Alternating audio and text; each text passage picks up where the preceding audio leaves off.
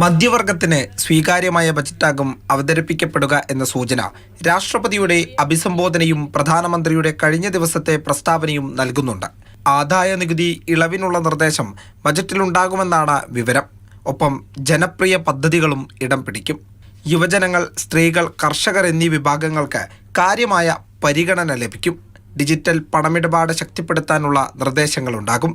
രാവിലെ മന്ത്രിസഭാ യോഗം ചേർന്ന് ബജറ്റ് അംഗീകരിച്ച ശേഷം രാഷ്ട്രപതിയെയും കണ്ടാണ് ബജറ്റ് അവതരണത്തിനായി ധനമന്ത്രി നിർമ്മല സീതാരാമൻ പാർലമെന്റിൽ എത്തുക.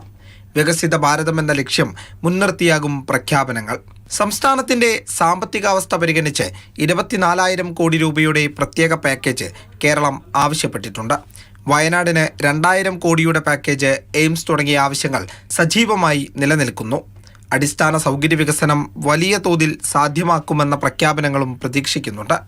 മാതൃഭൂമി ന്യൂസ്, ഡൽഹി.